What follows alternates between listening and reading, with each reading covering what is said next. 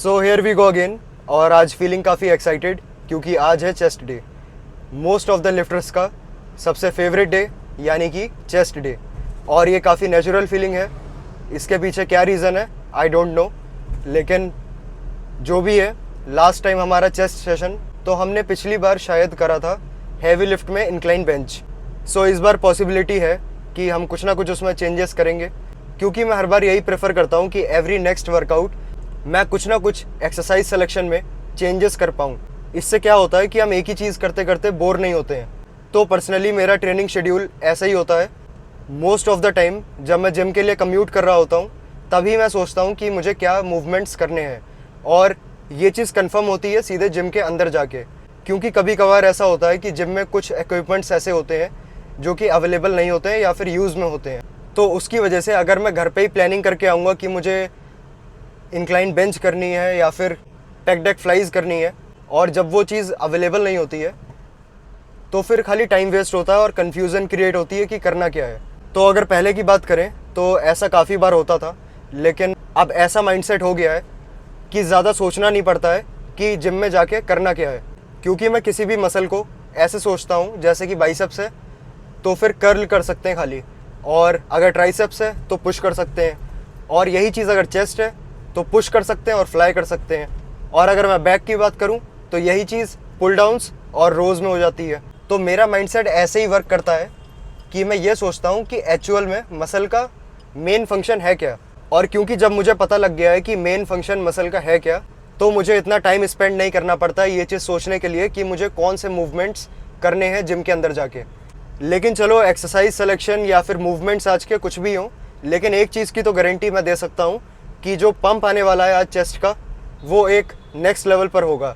और सबसे इम्पॉर्टेंट बात यही है कि आज का मेन फोकस सिर्फ और सिर्फ स्ट्रेंथ पर रहेगा, और यही इंश्योर करना है कि अपने प्रीवियस लिफ्ट से इस बार हम प्रोग्रेसिव ओवरलोड बनाएं। अगर प्रोग्रेसिव ओवरलोड बनता है तो इसका मतलब यही है कि हमारा बल्क एक सही डायरेक्शन में जा रहा है। तो चलो फिर अब देर नहीं करते हैं, आ गए जिम, अब करते हैं अपना सीधे चेस्ट डे स्टार्ट। चेस्ट के लिए पहला मूवमेंट होने वाला है इंक्लाइन डंबल प्रेसेस, और यही हमारा हैवी लिफ्टिंग मूवमेंट होगा आज का। 20 kgs, 25 kgs, 30 kgs warm up complete हो चुका है। अब चलते हैं अपने सीधे पहले वर्किंग सेट पे, और पहले वर्किंग सेट में थोड़ी सी कन्फ्यूज़न से ज़्यादा क्यूरियोसिटी है। क्यूरियोसिटी इसी चीज़ की है कि अभी 30 kgs पे स्टिक रहें या फिर 35 kg को पुश कर दिया जाए। तो पहले वर्किंग सेट के लिए देखते हैं कि 35 कैसे मूव करते हैं, और अगर थोड़ा भी कॉम्प्रोमाइज़ होगा फॉर्म में तो हम एक स्टेप बैक लेंगे और 30 kg से करेंगे फिर।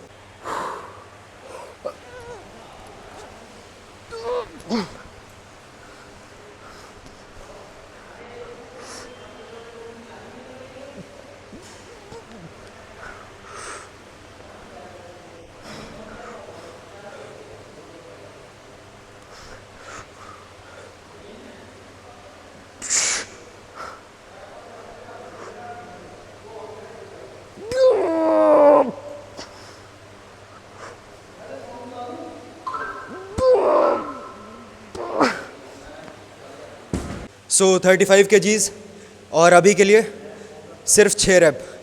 सो इसका मतलब यही है कि हमारा सेकंड वर्किंग सेट 30 kgs का संग होगा।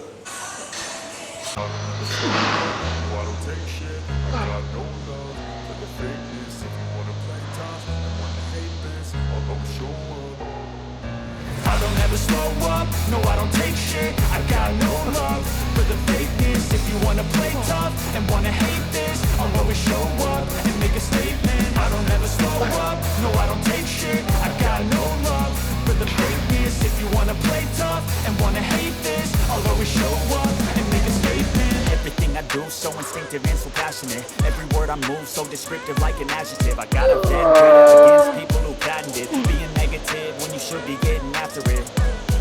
I got facts over tracks. Listen fast, spitting slow, spitting fast. I can roast, I can okay, all right. तो चेस्ट के लिए हमारा दूसरा प्रेसिंग मूवमेंट, और ये बहुत ज़्यादा हैवी नहीं, इसमें हमारा फोकस लाइट स्क्वीजिंग रेप्स पे रहेगा, और इस मशीन का एंगल हमने फ्लैट पोजीशन पे सेट कर रखा है।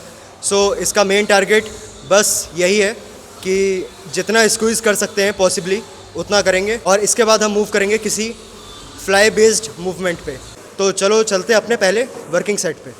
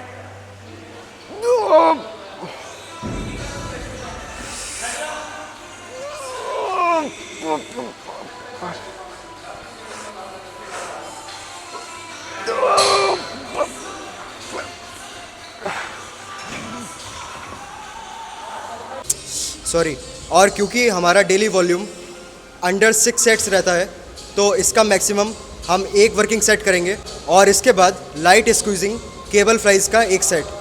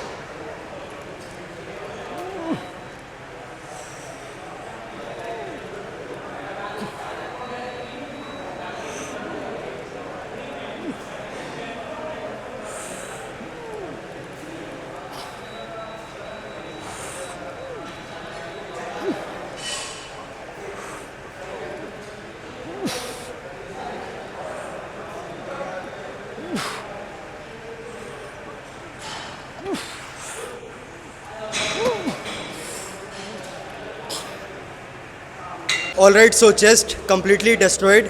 और कितने सेट्स हुए हमारे? सबसे पहले heavy lifting incline dumbbell press के 2 सेट्स, और उसके बाद स्क्वीजिंग मशीन प्रेस के 2 सेट, उसके बाद पेक डेक फ्लाइज का 1 सेट, और लास्ट में केबल फ्लाइज का 1 सेट।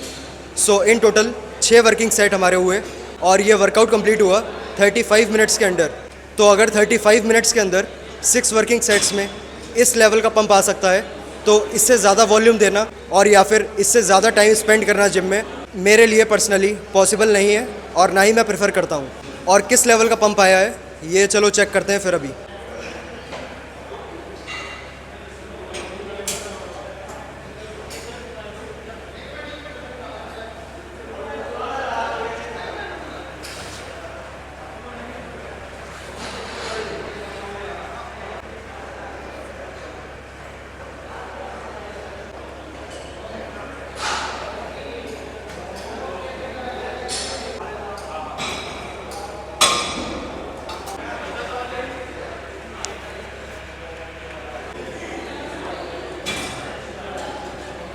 तो अभी के लिए पोजिंग एंड करते हैं यहाँ पे और बाकी बची हुई बात करते हैं कार में।